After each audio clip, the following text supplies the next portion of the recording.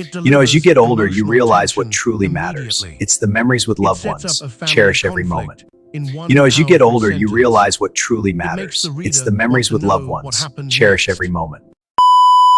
The birthday cake had 37 candles on it, one for each year my granddaughter Emma would never remember, because she was turning 7, not 37, and I had counted them twice just to have something to do with my eyes, while my son Marcus spoke those 4 words that changed everything between us.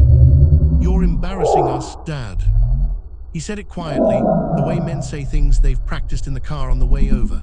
The way men say things they've decided are necessary but not cruel.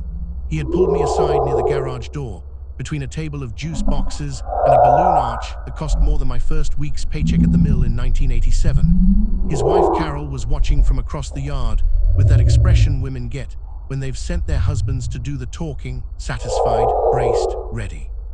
I had been dancing with Emma. That was the embarrassment. That was the crime. I had been dancing with my 7-year-old granddaughter to some pop song I didn't recognize, spinning her around on the grass while she screamed with laughter, her little shoes flying off mid-twirl, her pigtails going sideways. The other parents had looked over. Some had smiled. One had even pulled out a phone. Marcus saw a camera pointed at his father acting foolish. I saw a little girl who would remember this afternoon for the rest of her life. "Embarrassing you how?" I asked him. He exhaled through his nose. That exhale, I'd heard it before. I heard it when I showed up to his office Christmas party in my good flannel shirt instead of a blazer. I heard it when I told a joke at his dinner table that landed differently than I expected.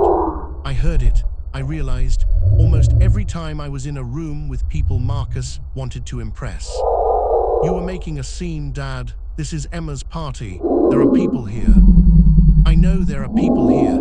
I brought the little girl a wagon and drove 40 minutes to be one of them. Just keep it toned down, okay, please."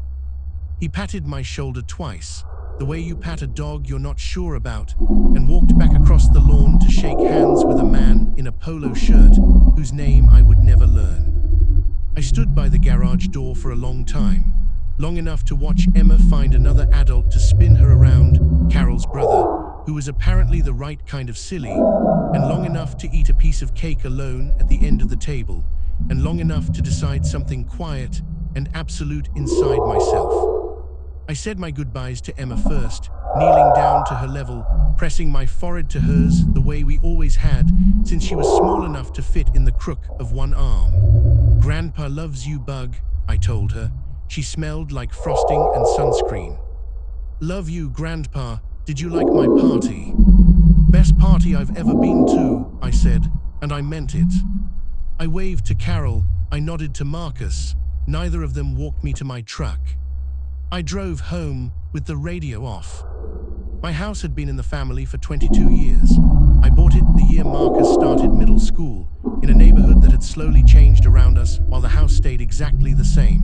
3 bedrooms, a garden Margaret had planted before she got sick, the big oak tree that dropped leaves into the gutters every October like clockwork, the gutters Marcus used to clean for $20 and a pizza dinner, back when $20 still felt like something to a 14-year-old.